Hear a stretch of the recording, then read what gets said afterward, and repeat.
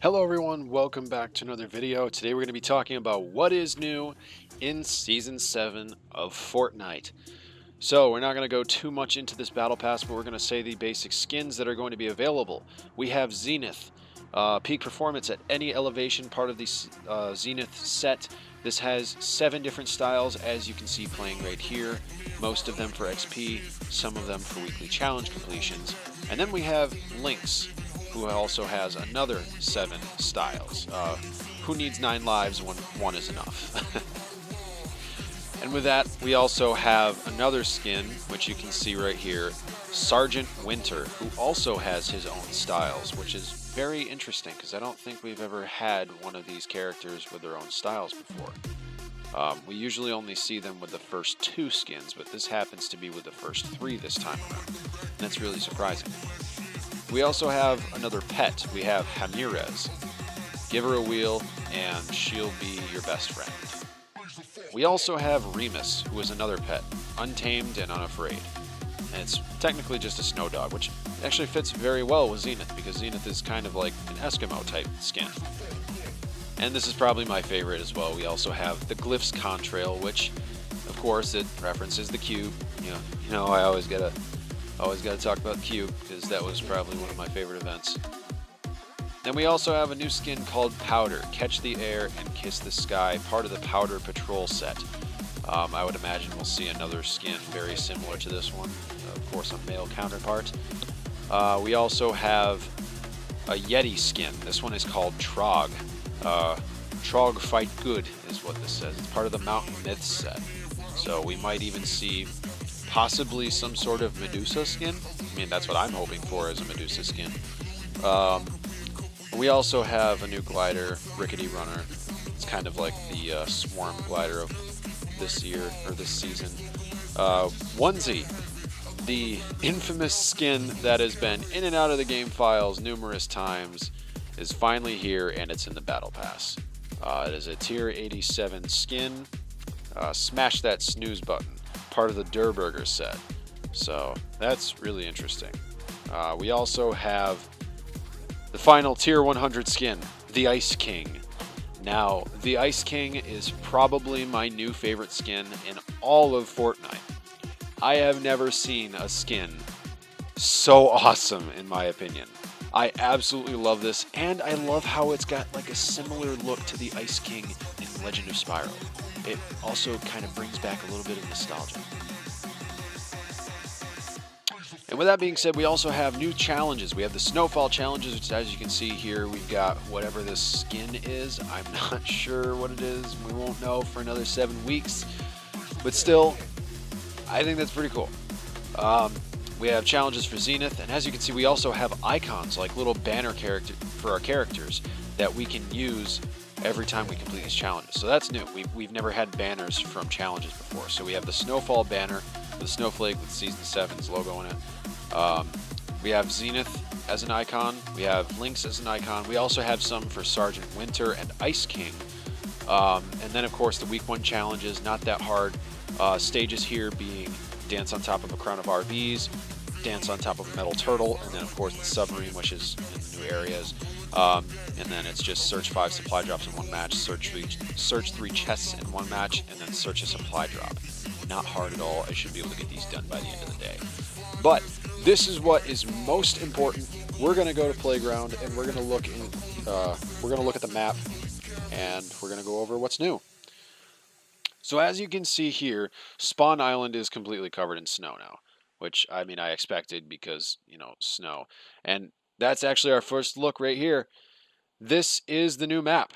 We have an entirely new area in the snowy section. So we're going to start off right here by showing that 2 of my favorite locations have been destroyed. This was Greasy Grove right here, and now Greasy Grove is entirely covered in ice, and there is literally nothing left except a couple buildings that are covered in ice. This is pretty much the only building that we can go into. As you can see here, we have this down here. We can go into it.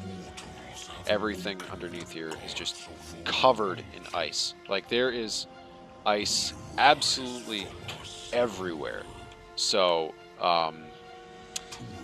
yeah, like, there's loot behind doors that you can't get to. The next location that I want to go to and check out, of course, as you can see here, it is the brand new mountain with the castle on it. As you can see back there, I also had ice mechanics on my feet. They got rid of the chill traps in the game. They have vaulted them. So now our ice mechanics kind of make up for that. Up next, we have the Polar Peak location, which was... Polar Peak is the area that we all saw on top of the iceberg when the iceberg started to show. It's amazing to see how much damage this iceberg has done. There is so much that has changed, and I think it's amazing. So let's get this quad crasher in here and let's check this out. So this is the top of Polar Peak. There's not a lot up here, but even though there's not a lot, it's still a pretty decent landmark. This is just one gigantic mountain of snow, and right up here, I'm guessing this is the Ice King's castle, which doesn't surprise me, of course, because, you know, Ice King. He's probably going to be the king of the giant castle on top of the ice structure. But yeah. So you can also see in the distance we have two new areas as well as Polar Peak. There's a submarine up on top of that mountain over there that's also used for the challenges. But my favorite location right now in the ice area is actually right over here. It is the new location called Frosty Flights. Frosty Flights is a plane testing facility. And yes, you heard that right, planes. There are planes in Fortnite now. And I'm going to showcase this as well when we get close. Actually, we'll just showcase it here. This is another new mechanic. We also have zip lines, which, of course, you attach yourself through a magnet, and it's just... it's awesome. They've introduced so much into this, and I just love it. So, we're at the Frosty Flights testing facility right now. These are the planes, and it's just got the same mechanics as any other plane normally. I mean, even in GTA and all that. So you can boost in the planes, and you can also shoot with the plane. But your cannon on the plane will also overheat, so you need to be wary of that. Besides just a lot of random log cabins and other areas that I still haven't really explored yet, our next new location is a giant Christmas version of Tilted Towers. We have what's called Happy Hamlet. And as you can see here, when you leave a plane, you automatically glide, which is another cool feature with the planes. But we can also see here, it's got its own clock tower. It's kind of its own Tilted in the snow area, which there have been rumors recently. They're just going around saying that Tilted Towers is going to be destroyed in tonight's live event, which that we will be seeing soon in just a couple of hours. I'm not sure if it's going to be the Tilted Towers event. It would make sense considering how close Tilted is to the actual iceberg site, as well as the fact that there is a new building being built in Tilted Towers right now, the one that the Cube recently destroyed, as well as the Meteor recently destroyed. This right here is Flush Factory. Flush Factory has also been entirely destroyed by the iceberg. As you can see, the parachute that AIM left is still here, meaning that it's a really big landmark, a really big point of interest for everything that's going to be happening with this season. Lucky Landing also has a few parts that are also snow covered and iced over in some spots. But other than that, there isn't really much else that is entirely different.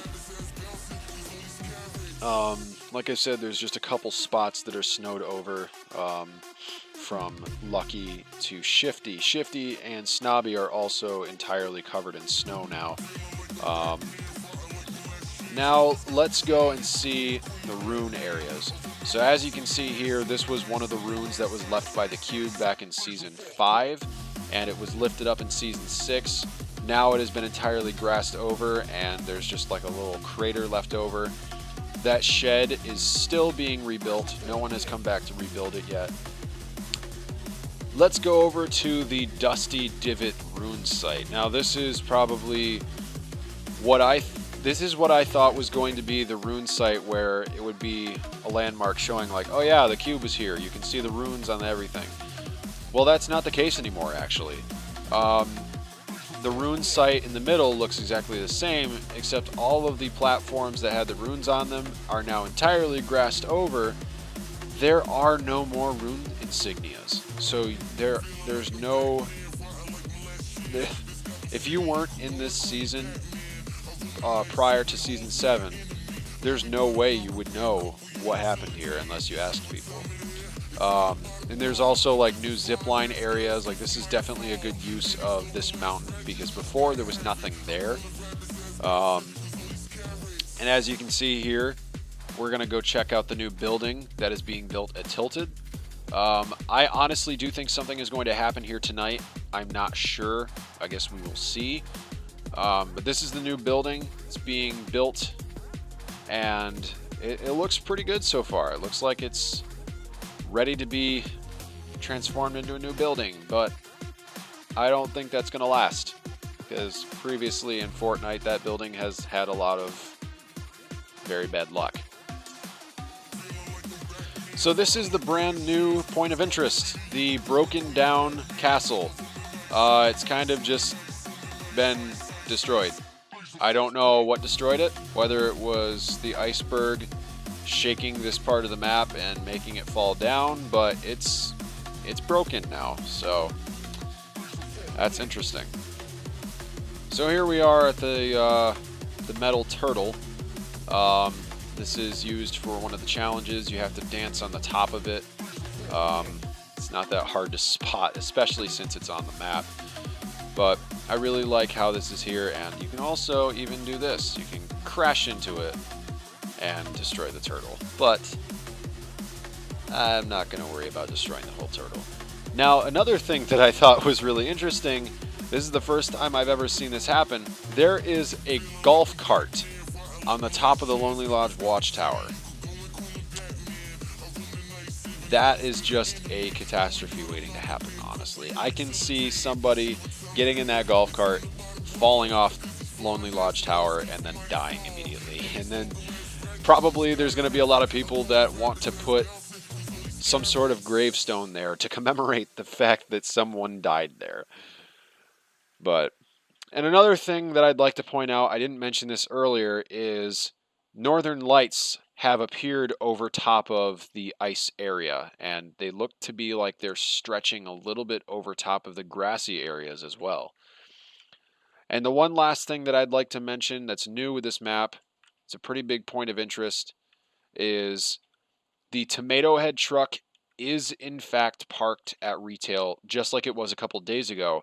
But it seems like now Der Burger is probably going to open up another restaurant establishment here. And I honestly think that would be good competitor-wise, because if we're going to be seeing a lot going at it, like clashing it out between Tomato Head and Der Burger, what other place to put it than right next to the Tomato Temple? I mean, it's the same road connected to Dusty Diner. It's 3 restaurants all in one area. So, I mean, I definitely think this is a really interesting spot to have at Der Burger. I'm actually looking forward to seeing Der Burger opening